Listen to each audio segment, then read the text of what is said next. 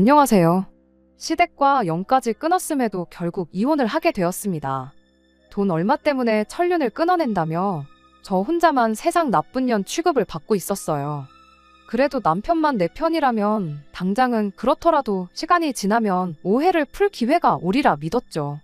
그런데 남편도 저를 돈에 미친 사람으로 보고 있었다는 걸 알게 되었네요. 설마 제가 정말 돈 얼마 아까워서 그랬다면 정말 말을 안 하겠는데 좋은 사람이라 믿었건만 팔이 안으로 굽는 건지 핏줄은 못 속이는 건지 남편 또한 자기 가족들과 별반 다를 것 없는 사람이었습니다. 그래서 결국 이혼을 결정했어요. 어차피 이렇게 될 거 시댁과 연을 끊는 게 아니라 그때 아예 이혼까지 해버릴 걸 괜히 저만 중간에서 남편과 그 가족들 이간질한 사람이 돼가지고 욕이란 욕은 다 먹고 그리고 나서 이혼까지 하게 되었네요. 남편은 결혼정보회사를 통해 만나게 되어 그렇게 결혼까지 하게 되었습니다. 주변 사람들을 통해 소개받아서 이거 재고 저거 재고 하면서 눈치게임 하듯이 자기가 가진 거 하나 보여주고 내가 뭘 얼마나 갖고 있는지 하나 알아내고 그런 식으로 서로 간보고 재고 그러는 것보다 그냥 처음부터 오픈할 수 있는 거 죄다 오픈하고 만나는 게 오히려 감정 소모도 적고 시간 낭비도 덜하지 않나 하는 생각이었습니다. 그때는 거기까지는 생각 못했죠. 진짜 중요한 건 종이에 적을 수 있는 수치적인 것들이 아니라 거기에 적을 수 없는 것들이란 걸 말이죠. 남편을 처음 소개받고 나서 몇 달 정도를 더 만났고 그렇게 결혼 준비를 시작하게 되었습니다. 남편 자체만 두고 보면 조건도 저랑 비슷했고 시부모님 또한 괜찮은 분들이셨어요.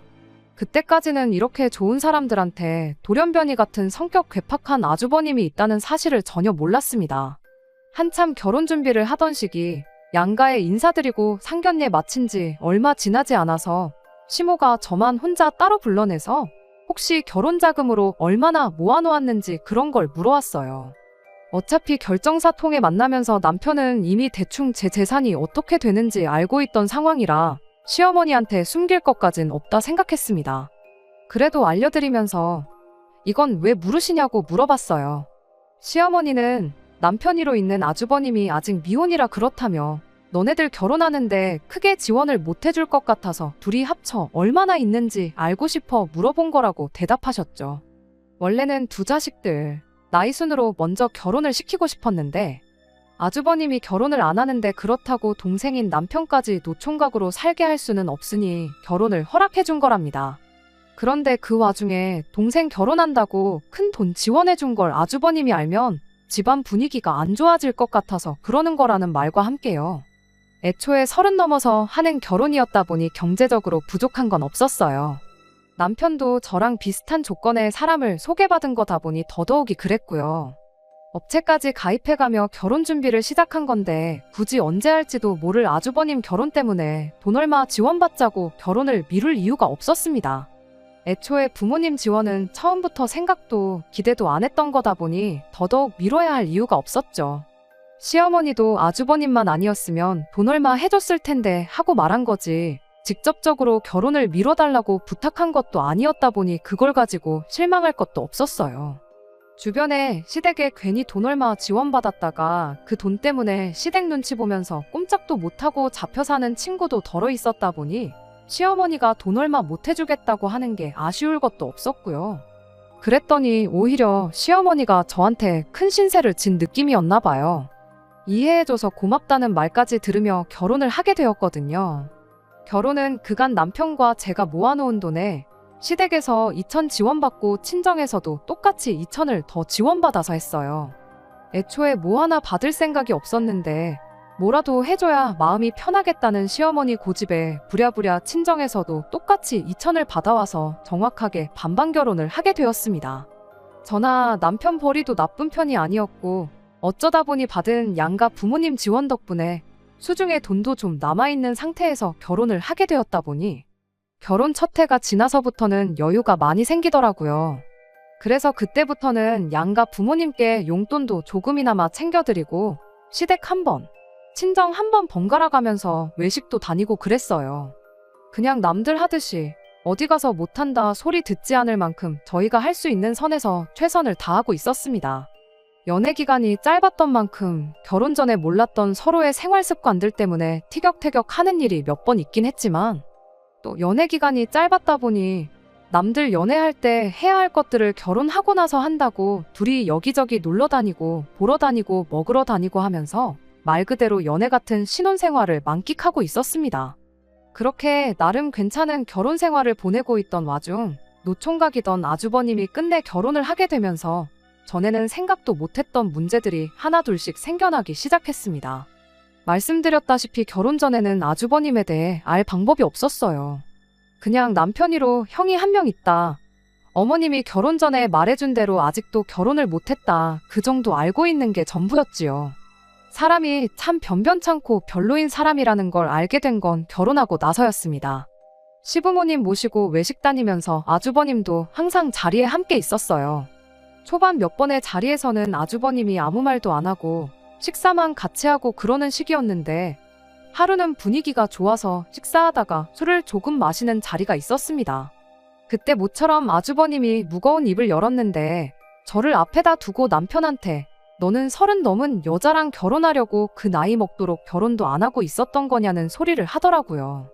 남자는 와인과도 같아서 시간이 지날수록 무르익는다나 어쩌나. 결혼이 늦은 만큼 능력이 되는데 왜 굳이 비슷한 또래의 여자랑 결혼을 했느냐 하면서 남편이 마치 잘못된 선택을 했다는 듯 이야기를 하는 겁니다. 남편이 뭔 말을 그렇게 하느냐고 제 눈치를 보면서 애써 화제를 돌려보려고 했어요. 서로 마음도 맞고 사랑도 하게 되었으니 결혼한 거 아니겠냐. 나이가 뭐가 중요하냐고. 마음 맞는 사람들끼리 행복하게 사는 게 좋지 하면서 말을 하는데, 또 그 아주버님이라는 인간이 한다는 소리가 글쎄 업체 통해서 결혼했으면서 사랑은 무슨 사랑이냐고 하는 겁니다. 설령 정말 사랑에 빠져서 결혼을 했다 한들 저를 사랑했으면 더더욱이 나이 많은 저랑은 결혼을 했으면 안 되는 거였다고 그딴 소리를 하는 거 아니겠어요?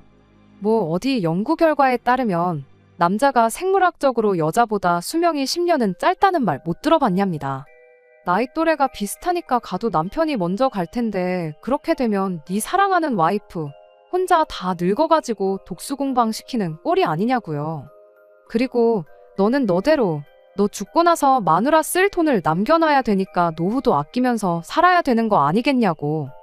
못 빠지게 일해서 제대로 돈 한 번 제대로 써보지도 못하고 그렇게 죽을 거 아니겠냐 하는 말도 안 되는 소리를 해대는데, 정말 그때 그 말이 취중진담이던 술 때문에 나온 실언이던 간에 상종할 사람은 아니구나 싶었습니다.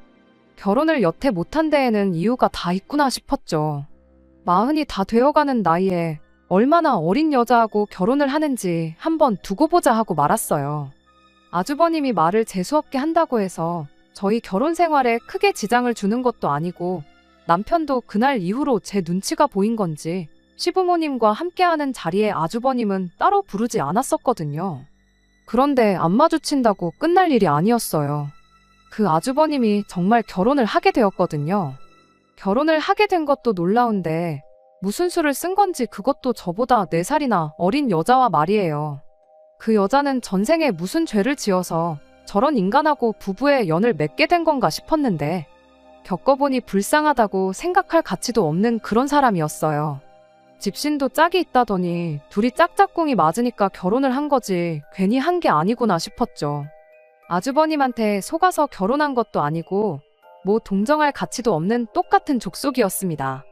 저보다 어리다고 해서 제가 뭐 형님 대접을 안 해주고 무시할 생각이 있던 것도 아니었어요. 그런데 첫 만남부터 기선제압을 하려는 건지 저한테 되도 않는 기싸움을 걸어오더라고요. 인생을 어떻게 살아왔는지 그 경험이 중요하지 나이가 전부는 아니라는 둥 하면서요.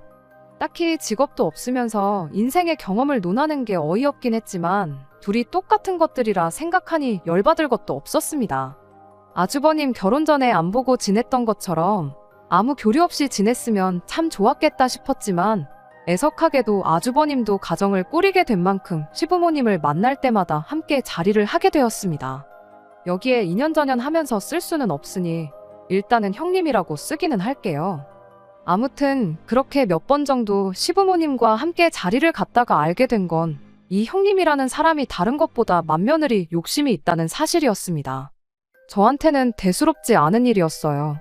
그동안 아주버님이 혼자였다고 해서 제가 맏며느리 노릇을 했던 것도 아니고 그게 뭐 엄청난 벼슬자리라고 나서서 제가 하고 싶은 생각도 없었죠. 용돈 드리고 외식하고 그랬던 거야. 여유도 좀 있겠다. 그리고 가족이니까 친정도 똑같이 챙기니까 했던 거지. 딱히 시어머니 사랑을 독차지하고 싶어서 그랬던 것도 아니었고요. 그런데 아주버님이 보기엔 그간 제가 시부모님께 잘했던 게 다 맏며느리 노릇하면서 이쁨 받으려고 그랬던 것처럼 보였던가 봅니다.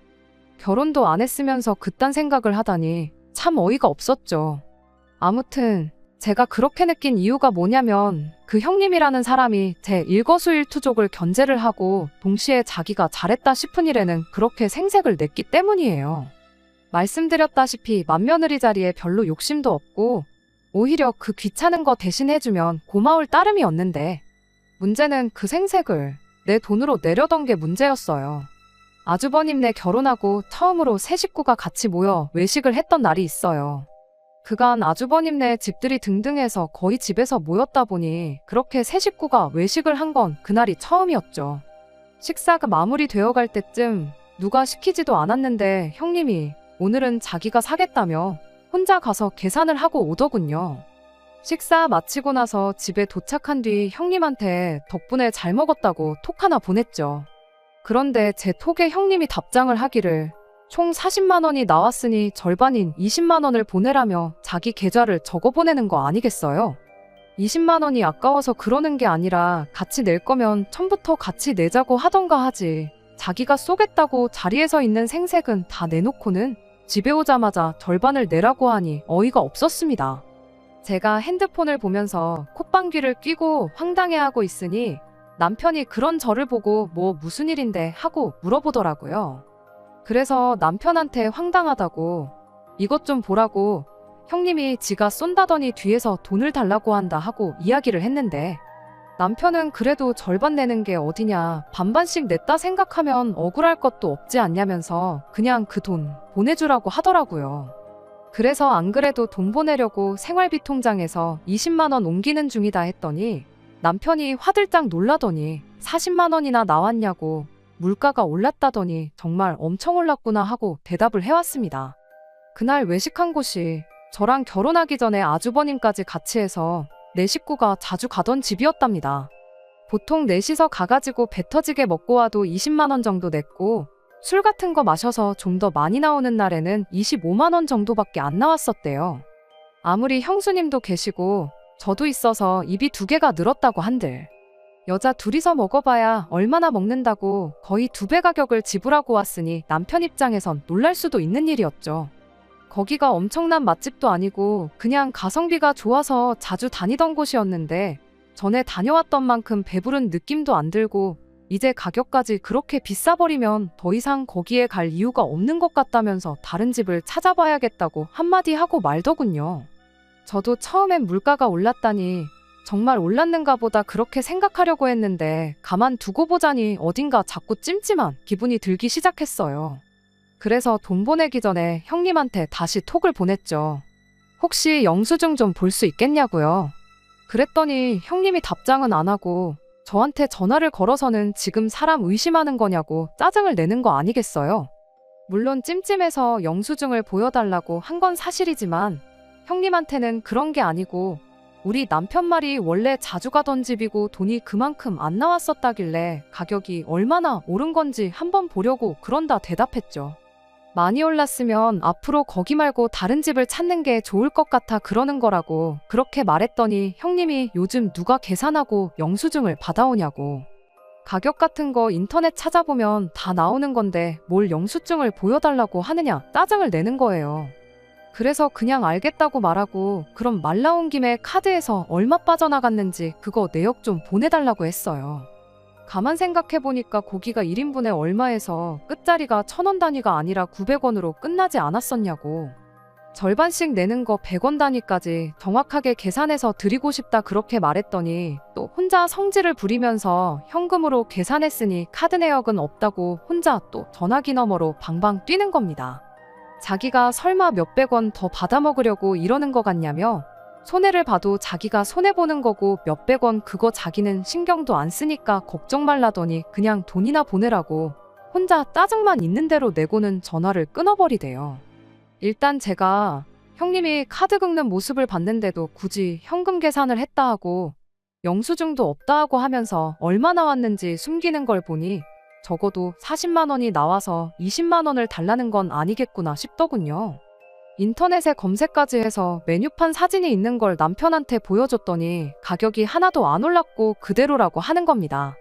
남편한테 이거 형님이 우리 돈 떼어 먹으려는 거 아니냐고 했더니 설마 몇만 원 가지고 그러겠냐고. 가격이 그대로라도 물가가 오르면 양을 줄이는 가게들도 있지 않냐며 필시 그래서 그런 걸 거라고 얼마 되지도 않는데 이걸로 일 만들지 말고 그냥 그 돈 보내주고 이만 끝내라고 하는 거예요. 사람이 싫어서 그런 건 맞지만 이걸 물고 늘어지는 게 저도 똑같이 유치한 사람이 되는 거 아닌가 싶어서 그날은 그냥 그 돈 보내주고 말았습니다. 그 뒤로 찾아온 게 어버이날이었는데 그때도 마찬가지였어요.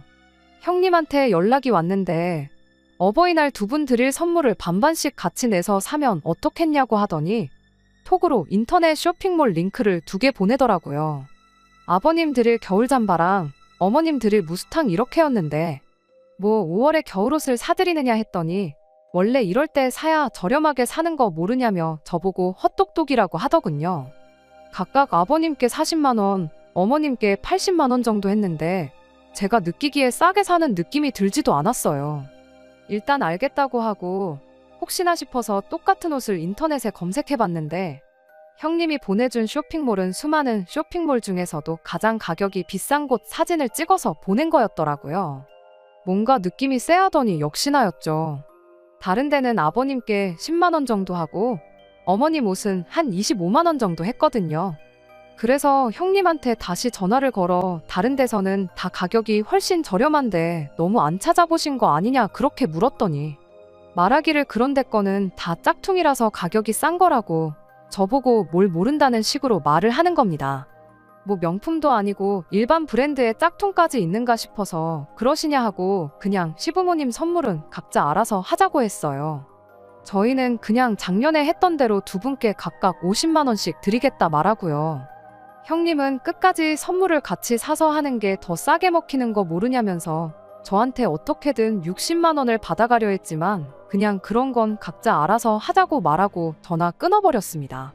안 봐도 형님 꿍꿍이가 뭔지 눈에 다 보였거든요. 저한테 60만 원 받아가서 제 돈으로 선물 사서 같이 했다고 시부모님한테 생색내고 남은 돈은 남은 돈대로 자기가 챙길 거라는 게 안 봐도 뻔했어요. 그나마 최저가로 자기 돈 35만 원 쓰는 것도 아쉬웠는지 정작 어버이날 되니까 시부모님한테 직접 쓴 손편지랑 손수건 하나씩 선물로 가져왔더라고요. 그 와중에도 선물은 정성이 중요하다면서 현금 선물은 너무 뻔해서 싫지 않냐며 또 자기가 두 분 어울리는 색깔로 열심히 골랐다고 온갖 생색은 다 내는데 참 웃기지도 않았습니다. 그래도 그게 다 심증뿐이었지 형님이 제 돈을 어떻게 삥땅을 쳐서 시부모님께 생색을 내려고 한다는 사실을 입증할 방법이 없었어요. 남편은 항상 형님네한테 너무 적대적인 거 아니냐며 좋은 마음으로 그러는데 제가 너무 색안경을 끼고 본다는 식으로 말을 하고는 했거든요. 남편이 직접 그 인간들이 무슨 속셈으로 저러는지 직접 알려주고 싶은 마음이 가장 컸던 것 같아요. 그러다 어느 날 기회가 찾아왔습니다. 아주버님네가 결혼을 하고 처음 맞는 시아버지의 생신을 며칠 앞두고 있던 언젠가였어요. 평소 하던 대로 두 분 모시고 외식을 다녀올 생각에 주변에 적당한 맛집을 찾고 있던 중이었죠. 그때 때마침 형님한테서 전화가 걸려왔습니다. 이번엔 또 선물로 뭘 같이 반반씩 내자고 할지 생각하고 있었는데 그게 아니고 작년 아버님 생신에는 제가 뭘 했느냐고 물어보더라고요. 그래서 안경 하나 바꿔드리고 밖에 나가서 외식하고 왔다고 대답을 했죠.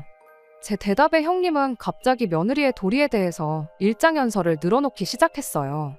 한마디로 줄이자면 너는 정성이 없다. 그냥 무조건 돈으로 때우려고만 한다 하는 소리였죠. 그러면서 한다는 소리가 이번 아버님 생신이 자기가 결혼하고 처음 맞는 집안 행사이니만큼 자기는 직접 자기 손으로 아버님 생신상을 차려드리겠다는 소리를 하더라고요. 저한테 무슨 대답을 듣기 위해 전화까지 한 건지 모르겠어서 그러시냐고 참 대단하다고 마음에도 없는 칭찬 한마디 해주고 열심히 준비하시라고 응원까지 해주고 전화를 끊으려고 했어요. 맛집 찾는 것도 일이었는데 저한테야 번거로운 일거리 하나 줄어드는 거나 마찬가지라 좋을 것도 나쁠 것도 없었거든요. 그런데 형님이 전화를 안 끊고 가만히 있더라고요. 할 말 다 하셨으면 전화 끊겠다 하고 통화 종료 버튼을 누르려는데 난데없이 저한테 돈을 보내라는 겁니다. 그 말에 저한테 뭐 맡겨놓은 거 있느냐고 바로 대답을 했죠. 그랬더니 그게 아니고 자기가 장봐오고 음식하고 그런 건 다 할 테니 저는 재료값을 내라는 소리를 하더라고요. 다짜고짜 돈부터 보내라니 저 인간이 무슨 속셈으로 저러는가 대번에 눈치를 챘어요. 그래서 제가 형님한테 이렇게 말했습니다. 방금 전까지 저보고 정성이 부족하다고 며느리의 도리에 대해서 설명하지 않으셨냐고. 그런데 이번에도 또 돈으로 때우라는 소리를 하는 거냐고요. 돈까지 내놓고 정성 없는 며느리 취급받고 싶지는 않으니 재료값도 반반씩 내고 나도 같이 음식하는 거 도와드리겠다고 했죠. 이왕이면 장 보는 것도 같이 하자고 수고를 똑같이 해야지 괜히 뭐 하나 덜해가지고 정성 부족한 며느리가 되고 싶지는 않다고 계속 형님 속을 긁어댔어요. 그 와중에 잔머리는 얼마나 잘 돌아가는지 아버님 생신 당일에 깜짝 파티를 열 생각이라고 준비는 같이 한 걸로 할 테니까 그런 부분은 걱정 말라면서 끝까지 돈만 대라는 식이었습니다. 말인즉슨 평일에는 제가 출근을 해야 하니까 음식 준비를 같이 못한다는 소리였죠. 형님이야 직장이 없으니 남아도는 게 시간이잖아요. 제가 끝까지 뭐 그럴 거 있냐고 월차 하나 써서 일 빼고 돕겠다 그렇게 말을 했더니 음식 준비할 게 한두 가지가 아니라 전날부터 준비할 거라고 회사에서 시아버지 생신 때문에 이틀씩 일을 빼게 두지는 않을 거 아니냐면서 끝까지 자기 혼자 준비하겠다는데 그 속이 너무 뻔히 보여서 웃음도 나오지 않았습니다. 그래서 얼마나 필요하시냐고 물었죠. 형님은 대번에 한 100만 원 정도면 되지 않겠냐 이런 소리를 하더라고요. 일단 넉넉하게 예산을 잡고 남으면 남는 대로 다 돌려준다고 하는데 명절장을 봐도 그만큼은 안 나오겠다고 한마디 하려다가 참았습니다. 그냥 제가 모르는 척 쏘가 넘어가 준 거예요. 그냥 이참에 남편한테 저 형님이라는 사람이 온갖 장꾀로 우리 돈 떼어먹고 있다는 사실을 알려줘야겠다는 생각이었거든요. 그날 100만 원 보내면서 남편한테 한번 아버님 생신 돼서 보자고 그렇게 말하고 그날 하루를 넘겼습니다. 그렇게 시간이 지나 아버님 생신 당일이 되었습니다. 남편이나 저나 회사에 있었다 보니 시간을 저희 퇴근 시간 이후로 잡아놓고 모이는 건 아주버님네 집에서 모이기로 했어요. 그래도 100만 원이나 달라고 했으면 어느 정도 임금님 수라상 흉내 정도는 냈을 거라고 생각했는데 소고기는 그냥 담궜다가 뺀 건지 고기 부스러기만 둥둥 떠다니는 미역만 잔뜩인 미역국에 예산을 100만 원을 뜯어갔으면 못해도 갈비찜 정도는 한 소치 있을 줄 알았는데 누가 봐도 마트에서 데워놓고 파는 거 사왔구나 싶은 불고기가 올라와 있었고 그나마도 밑반찬들은 반찬 가게에서 파는 것들 뿐이고 탕수육이라고 해놓은 것 또한 형님 솜씨가 아니라 누가 봐도 동네 중국집에서 파는 거 전날에 미리 식혀뒀다가 전자레인지로 데워서 낸 게 다 티가 났어요.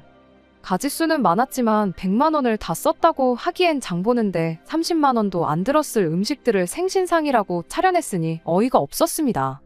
그렇다고 형님 망신살 주자고 거기다 대고 내가 100만 원이나 보냈는데 이것밖에 못 차렸냐고 타박을 하기도 뭐해서 그냥 아무 말도 안 하고 가만히 있었어요.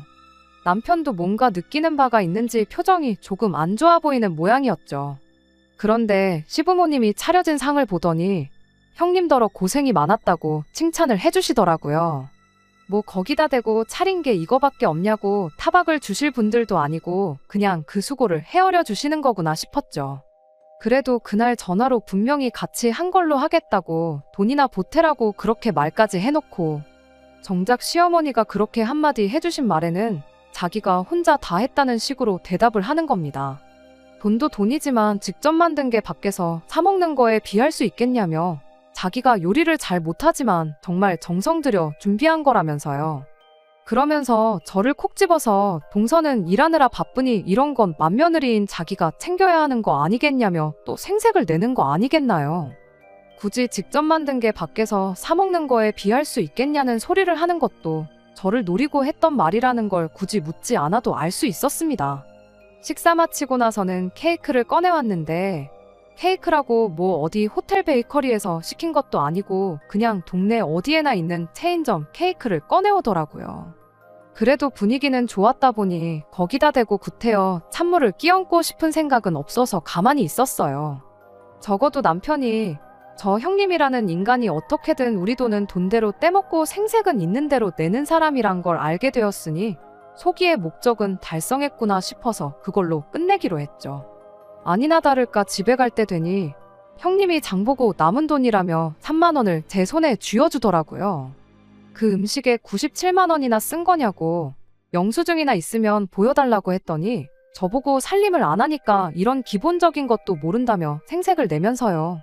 시장 같은 데서 현금 주고 사면 마트 같은 데보다 엄청 싸게 살 수 있는 거 모르냐면서 죄다 현금으로 사가지고 영수증이 따로 없다는 소리를 하는 거 아니겠어요? 아니 뭐 싸게 사기는 뭘 싸게 샀냐고. 그 상차림에 97만 원이면 아주 바가지를 써도 엄청나게 쓴 거 아니냐고.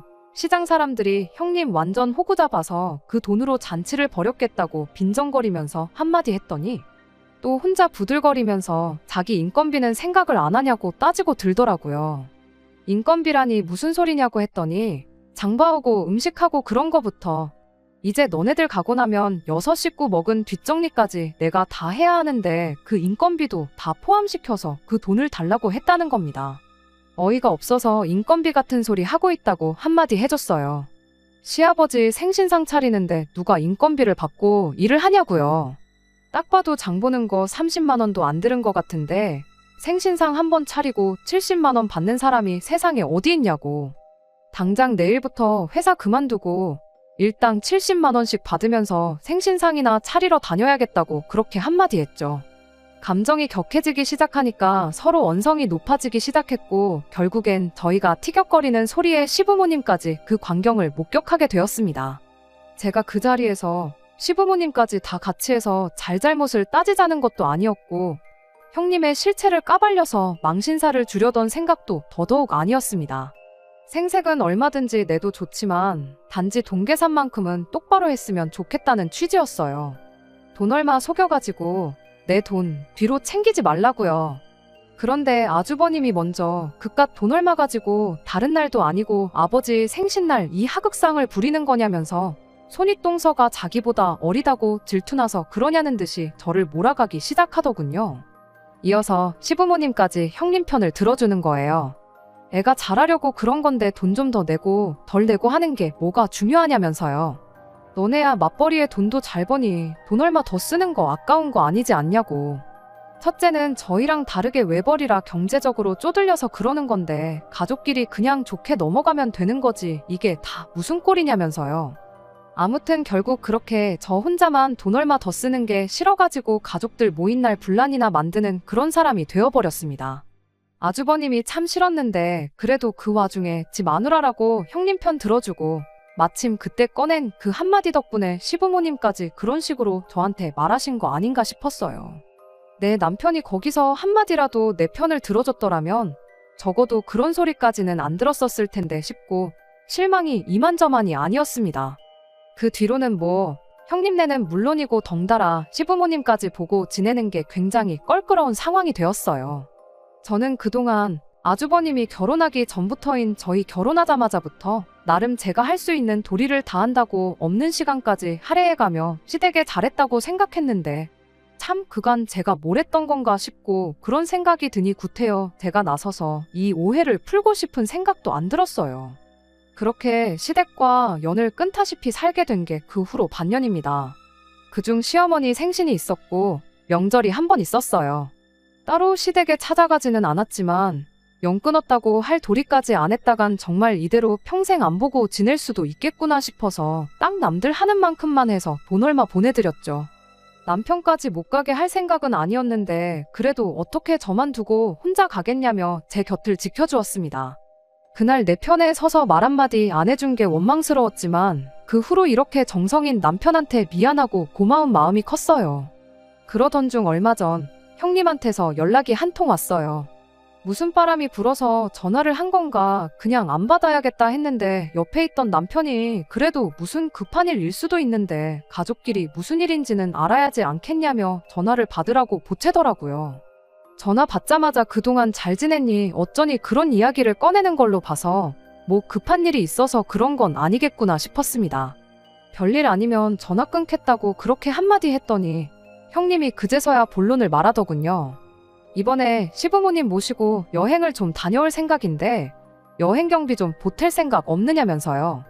저희야 회사 일 때문에 참석하기 힘들 테고 돈만 보내주면 자기가 시부모님 모시고 여행 다녀올 거고 다녀온 김에 저에 대한 이야기도 좋게 해주겠다나요. 그러면서 자기 계좌로 돈 1,000만 원을 보내라는 거예요. 난데없는 액수에 뭐 어디 유럽 같은데 모시고 가는가 했더니 제주도를 그것도 고작 4박 5일 다녀오면서 돈 1,000만 원을 내라는 소리를 하고 있던 겁니다. 이번엔 반반씩 내자는 소리를 따로 안 하는 걸로 봐서 아예 그냥 저희들 돈으로 시부모님은 물론이고 자기들 돈까지 내달라는 소리나 다름없었지요. 그리고 설령 그렇다고 한들 4인 가족이 어디 유럽도 아니고 제주도 꼴랑 4박 5일 다녀오는데 돈 1,000만 원이 무슨 소리인가 싶어서 대번에 헛소리 하려고 전화한 거면 그냥 끊겠다 말하고 전화를 끊어버렸습니다. 그런데 옆에 있던 남편이 왜 그냥 전화를 그런 식으로 받냐면서 저한테 뭐라고 한마디 하는 거예요. 그래서 방금 저 사람이 뭐라고 했는 줄 아느냐? 시부모님 모시고 4박 5일 제주도를 다녀올 계획인데 여행 경비로 1,000만 원을 입금하란다. 그래서 헛소리 말라고 하고 끄는 거다 하고 설명을 해줬죠. 그랬더니 남편이 돈 얼마가 나오든 뭐가 중요하냐면서 그냥 그 돈 보내주고 가족들하고 화해를 하면 안 되겠냐는 겁니다. 형수님이 여행 계획 세우고 2분 모시고 다니고 하면 고생이지 않겠냐. 그리고 지난 반년 동안 어머니 생신도 안 챙겼지. 명절도 안 챙겼지. 형수님 혼자 고생했을 텐데 수고비 명목으로 돈 얼마 준다고 생각하면 아까운 거 하나도 없지 않느냐는 말도 안 되는 소리를 하는 거 아니겠어요? 남편이 가족들하고 멀어지니 조바심이 나서 저럴 수도 있다는 거 10분 이해는 하지만 차라리 그럼 그 돈 주고 가족들하고 화해한다고 생각하면 되는 거 아니냐고 단도직입적으로 말하지. 형수님이 앞으로 고생할 거, 그동안 고생할 거 따져가면서 수고비 타령을 하니 그간 고맙고 미안하고 했던 마음도 사라지고 아무리 남편이라고 해도 정이 뚝 떨어지더라고요. 그래서 미쳤냐고 언제부터 시부모님 챙기는 게 수고비 받고 하는 일이었느냐고 한마디 따졌습니다. 그렇게 따지면 아주버님 결혼하기 전에 내가 시부모님 챙기고 그랬던 거 수고비는 누구한테 청구하면 되는 거냐고요. 그랬더니 남편이 우리가 그동안 무슨 효도를 했냐고 다 돈으로 대충 때우기만 했지 않냐면서 그런 건 수고비 따질 게 아니라는 겁니다. 주둥이로만 시부모님 챙기는 척 했으면 수고비를 받는 건데 내가 그동안 그것도 모르고 내 시간 써가며 밥집 찾아내고 계산하고 그랬다고. 이럴 줄 알았으면 그냥 나도 형님처럼 하는 척이나 하고 당신한테 수고비나 땡겨받을 걸 그랬다고 한껏 빈정거렸죠. 그 말에 남편이 너는 그 와중에 또 돈돈거리고 있냐고 그놈의 돈 빨키는 것 좀 그만 좀 하면 안 되겠냐는 거 아니겠어요? 그 큰 돈 거침없이 한 방에 내주면 가족들도 제가 푼돈 얼마에 쪼잔하게 군다는 오해도 풀리지 않겠냐고 하는데 정말 얼토당토하는 소리에 기가 차서 말도 안 나오더라고요. 설령 1,000만 원이 아니라 돈 얼마 주고 풀릴 일이었다고 한들 그렇게까지 해서 풀고 싶은 생각일랑 없다고. 지금 호구같이 그 돈 해주고 나면 다음엔 얼마나 더 큰 돈을 바라겠냐고. 처음 외식비 몇만 원 뜯어먹힌 게 어버이날 선물 산다고 몇십만 원으로 커졌고 아버님 생신 때 가서 100만 원이 된 거 보면 모르겠냐 했죠. 지금 이거 1,000만 원 해주면 아마 다음번엔 우리 집 집문서를 내놓으라고 해도 충분히 그럴 거다 했더니 저보고 말이나 되는 소리를 하냐며 입에 거품을 물더라고요. 말이나 되는 소리냐니 누가 할 소리를 하고 있느냐고 따졌더니 남편이 이렇게 한마디 하는 거예요. 막말로 죄를 지어도 위자료를 내지 않냐고 어쨌든 너 때문에 가족들하고 연도 끈타시피 해서 지내고 있는데 그냥 위자료 주는 셈 치고 그 돈 해주면 어디가 덧나냐는 겁니다. 그때 알게 된 거죠. 남편이 저를 위해서 가족들하고 안 보고 지냈던 게 저를 위해서가 아니라 그냥 제 눈치만 보고 있었다는 사실을요.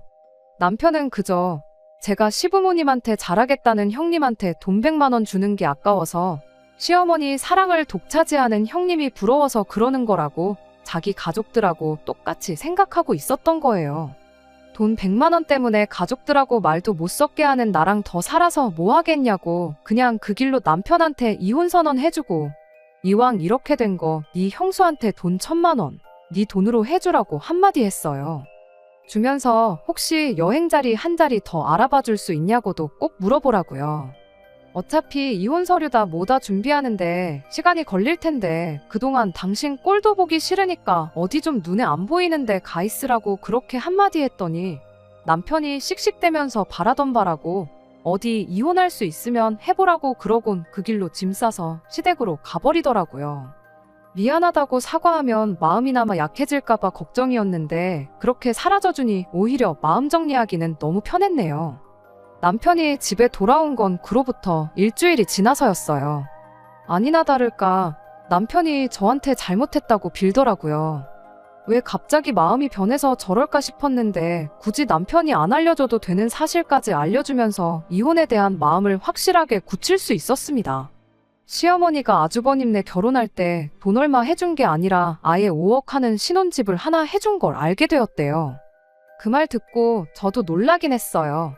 어떻게든 2천을 해주신 게 없는 형편에 짜내고 짜내서 해주신 건 줄 알았는데 그냥 말 그대로 저희는 둘 다 직장도 있고 돈도 어느 정도 버니까 2천 먹고 떨어지라는 식이었던 거고 아주버님한테는 5억 집을 묻지도 따지지도 않고 해준 거였어요. 괜히 그 여자가 집도 절도 없는데 나이마저 10살 가까이 차이 나는 아주버님하고 괜히 결혼을 한 게 아니었던 거죠. 5억 집을 해줘서 시댁에 여력이 있는 건가 싶었는데 막상 보니까 시부모님은 정말 전 재산에 노후까지 털어서 그걸 해준 거였고 아주버님도 벌이가 별 볼 일 없으니 어떻게든 자기 돈 나가는 거 아껴보겠다고 조금씩 저희 돈을 뒤로 떼어 먹으려고 온갖 개수작을 벌였던 거 아닌가 싶었죠. 그리고 그걸 알게 된 남편도 시부모님한테 크게 실망을 하게 된 거고 그만큼 받았으면 우리가 금전적으로 시부모님한테 뭘 해줘야 할 이유도 없겠다 싶어져서 그제서야 집에 돌아와서는 그냥 시댁과 연 끊고 살자고 하면서 저한테 싹싹 빌었던 거였고요. 하지만 일주일이 지난 만큼 저는 이미 마음을 굳혔다 보니 남편이 사과하고 싹싹 빈다고 해도 받아줄 마음이 없었습니다. 오히려 남편이 시댁과 연 끊고 살자며 꺼낸 그 아주버님 신혼집에 얽힌 뒷이야기가 마음만 더 굳게 먹게 해주는 꼴이 되었네요. 이혼한 지금에 와선 형님, 아니 그 여자한테 고마운 마음까지 드네요. 내 돈으로 생색도 내고 자기 돈까지 아껴보려다가 이렇게 저를 그런 거지 같은 집구석에서 탈출시켜준 거나 마찬가지니까요. 40줄에 장가 못 간 장남아들 결혼시키는데 5억이 들었는데 부모님도 아니고 형님네한테 돈 쓰는 게 아깝냐고 따져묻다가 이혼당한 아들 재혼시키는 데는 얼마나 들런지. 이미 이혼한 마당에 뭐 그게 중요한가 싶지만 조강지쳐 냅두고 가족들 편만 들다 이혼당한 남편이 평생 일을 두고 후회 속에 살았으면 참 좋겠습니다. 끝까지 들어주셔서 감사합니다. 오늘의 사연은 여기까지입니다. 구독과 좋아요, 알람 설정 부탁드리고 더 좋은 사연으로 다시 찾아뵙겠습니다. 감사합니다.